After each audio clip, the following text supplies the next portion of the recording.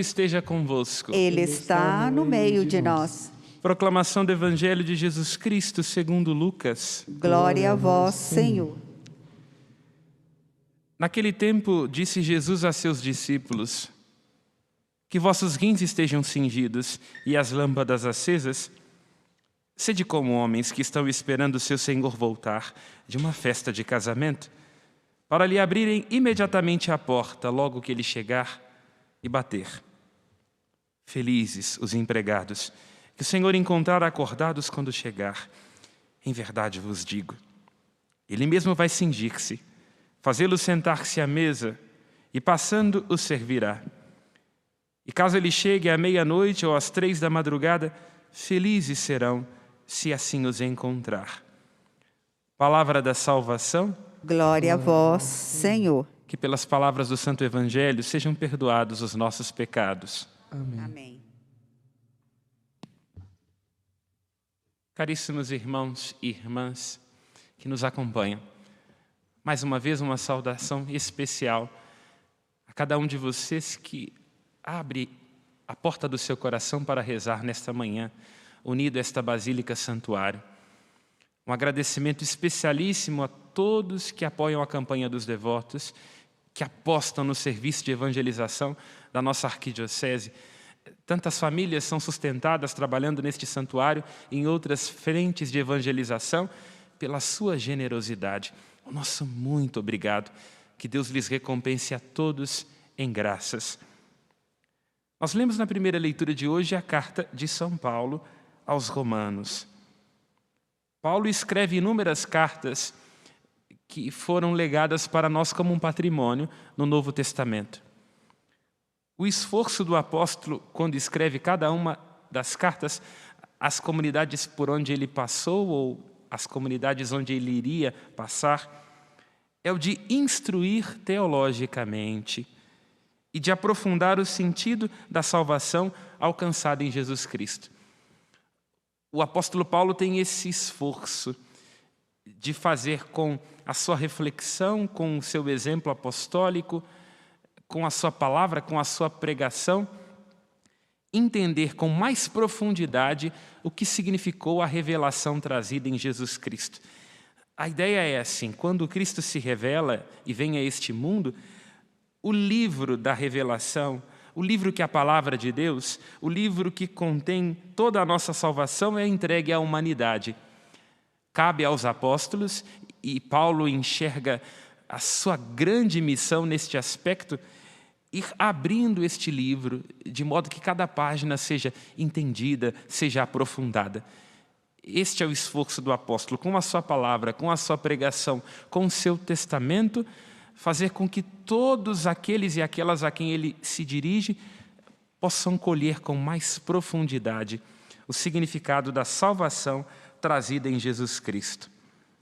Pois bem, a carta que nós escutamos nesta liturgia de hoje, a carta aos Romanos, é uma carta especialíssima dentro destas epístolas que o apóstolo escreve, porque ela tem como grande objetivo esclarecer o tema da fé e o tema da graça. Palavras tão comuns e tão corriqueiras, fé e graça, mas que não nos distraiamos. São palavras importantíssimas para entender o que significa ser cristão, o que significa seguir a Jesus Cristo, o que significa ser salvo por Jesus Cristo. A fé é, antes de tudo, o dom que nós cristãos recebemos.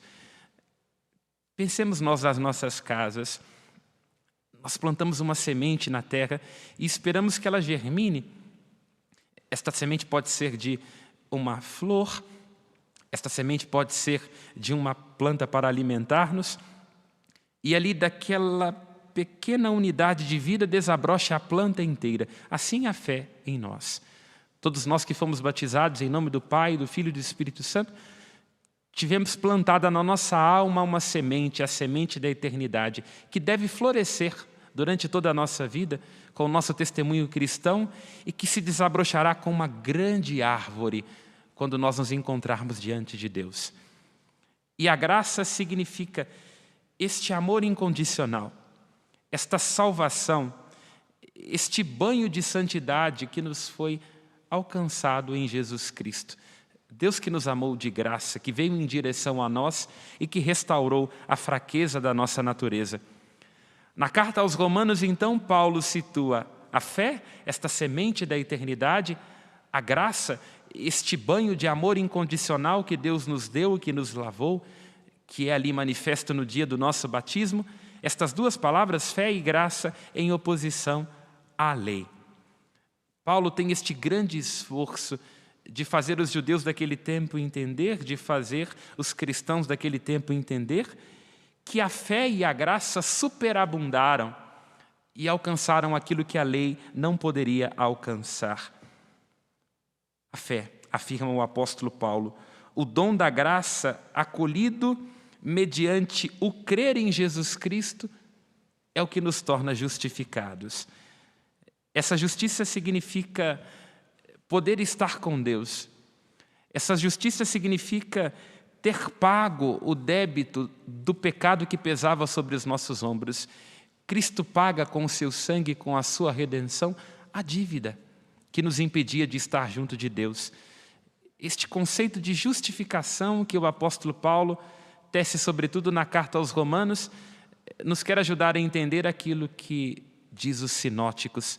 O véu do templo se rasga com a salvação em Jesus Cristo. Quer dizer, nada nos impede de estar diante de Deus, nada nos impede de estar diante do trono da graça. Nós somos feitos justos diante de Deus porque conformes à imagem de Jesus Cristo. Nada nos poderá afastar deste amor, diz o mesmo apóstolo Paulo, a não ser nós mesmos. Nós estamos sempre ao alcance de Deus, sempre ao alcance do seu olhar, sempre próximos do seu amor, sempre diante do seu abraço, porque fomos justificados. Já não pesa mais sobre os nossos ombros a consequência do pecado, porque o Senhor nos salvou, nos alcançou, nos amou e nos elegeu em Jesus Cristo. Esta é a justiça de Deus, que particularmente na primeira leitura de hoje, o apóstolo Paulo apresenta como a nova criação. Entendemos isso? Quando somos salvos por Jesus Cristo, algo de novo acontece dentro de nós. É preciso, minha irmã e meu irmão, tomar sempre consciência disso. Porque durante o dia nós vamos sendo tomados com preocupações, com cansaço e com desesperança, e não tomamos consciência da força da vida que habita no nosso peito. Nós somos feitos homens e mulheres novos, devemos nos comportar como Jesus Cristo. O nosso peito deve explodir da esperança em Jesus Cristo, porque Ele nos fez novas criaturas. Não podemos ter palavras de homens e mulheres velhos, segundo a carne, segundo o pecado, mas devemos ser novos. Todos os dias nós cristãos temos que semear novidade, alegria, esperança, porque fomos recriados em Jesus Cristo. Uma vida nova habita dentro de nós, uma transformação profunda foi realizada em nós no dia do nosso batismo, para que fôssemos capazes de nos assemelhar a Jesus Cristo. Fomos renovados interiormente. A força de que precisamos habita em nós. Tome consciência disso neste momento. O Cristo mora em ti. O seu Espírito colocou dentro do seu coração uma força de renovação. Por isso nós podemos esperar e nos alegrar. Aqui se encontra, como estou dizendo, o sentido da primeira leitura. Paulo, na compreensão da fé, da graça, da justificação, que é este grande banho que Deus dá a cada um de nós, coloca dois modelos. Ele faz um comparativo que, na linguagem técnica, nós chamamos de tipologia. Não se assuste, não iremos falar palavras difíceis. Embora este conceito de tipologia possa parecer difícil, ele é muito prático. Pense você quando tem uma explicação do seu filho, do seu neto na sua casa. Ele diz assim, é tipo isso, vó, é tipo isso. Ou sua filha, seu filho, é tipo isso. É daí que vem o conceito tipologia, quer dizer, é uma coisa que se assemelha à outra. Nós dizemos então que Adão é um tipo e Cristo é um antitipo. E é isso que Paulo faz na primeira leitura. Ele coloca Adão. Adão, que é o tipo, trouxe à humanidade o pecado, a morte, a transgressão, a desobediência, a culpa a todos. Em Adão, cada um de nós, seres humanos, de um modo misterioso, padeceu. Não é que nós tenhamos cometido este pecado original, nós nem estávamos lá, nem éramos nascidos, é que de um modo misterioso, do qual nós só temos testemunho através da poesia do livro do Gênesis, todos nós pecamos em Adão. A carne humana se torna frágil. A ideia para entender o que significa este pecado, esta morte e esta transgressão de Adão, pode ser entendida com outro exemplo. Sabe quando a gente vai pregar um prego na parede e de repente ele entorta? E aí a gente tenta consertar de novo com o martelo e ele continua torto? É isso que aconteceu com nós em Adão. Uma tendência de fraqueza, uma tendência de desobediência, de desconfiança em Deus, a tendência do pecado, da morte, do egoísmo, passa a estar em nós. E nós vamos sempre tendendo a nos comportar como pregos tortos. A partir desta desobediência de Adão que vai sendo comunicada a toda a natureza humana. E embora nós não tenhamos cometido este pecado, as consequências deste pecado estão em nós. Cada um pode olhar para a sua vida, cada um de nós pode ver em que medida a fraqueza deste Adão, não é? Deste Adão que é pó e cinza, habita dentro de nós. Quantas vezes nós deveríamos fazer um bem nesta direção e terminamos fazendo o mal na outra direção? Porque somos egoístas e porque somos desobedientes a Deus.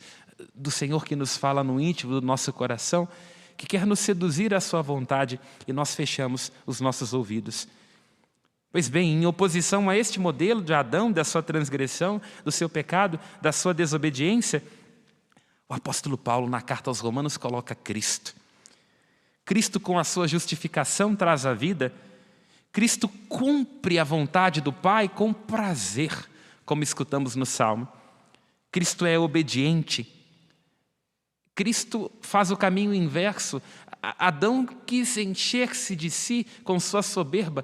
O Cristo se esvazia, assumindo a condição de servo, de escravo, dá a sua vida por amor de nós, serve-nos por amor a Deus, vem ao nosso encontro, vem ao seu encontro. E por isso diz o apóstolo Paulo, no versículo 20 da leitura que nós escutamos, onde abundou o pecado, onde abundou esta tendência da morte, do desânimo, superabundou a graça. Quer dizer, a graça de Cristo, a filiação de Cristo, o amor de Cristo, a força de Cristo, transbordaram como numa torrente de água e de graça, inundaram, de modo que nós não precisamos mais nos comportar como este Adão, mas recebemos uma graça infinita, um banho de misericórdia em Jesus Cristo. Superabundou a graça.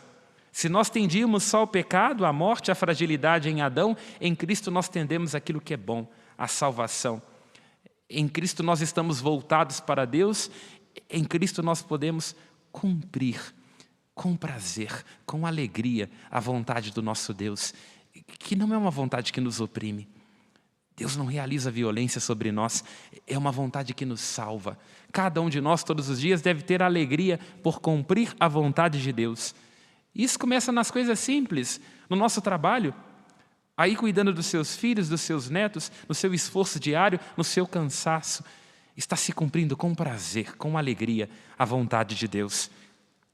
Gostaria de finalizar esta reflexão à luz disso, deste panorama de Adão em oposição a Cristo, o pecado em oposição à graça, a transgressão em oposição à obediência com prazer, fazer alguns destacamentos.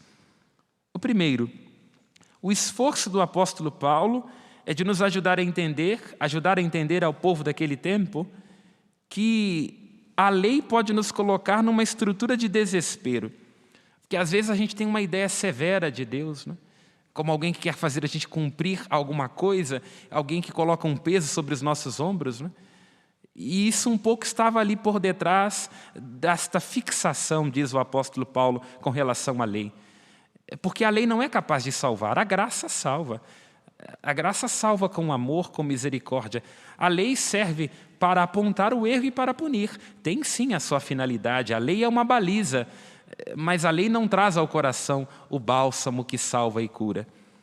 E hoje é preciso tomar cuidado, porque não raro, tendo ainda uma ideia muito severa de Deus, nós vemos a lei só segundo o peso e queremos multiplicar coisas e multiplicar sacrifícios, quando o que o Cristo diz é que Ele deseja misericórdia. Não é que nós não tenhamos que cumprir os mandamentos, mas anterior aos mandamentos é preciso enxergar em nós o abraço da graça. Deus é antes de tudo um Pai misericordioso. Meus irmãos e minhas irmãs, sim, nos compromete, nos responsabiliza este encontro com este Pai.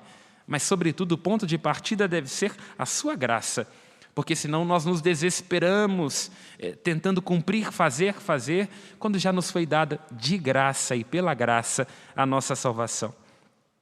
Em segundo, gostaria de lhes dizer que é preciso tomar consciência da vida em Cristo, que percorre as nossas veias.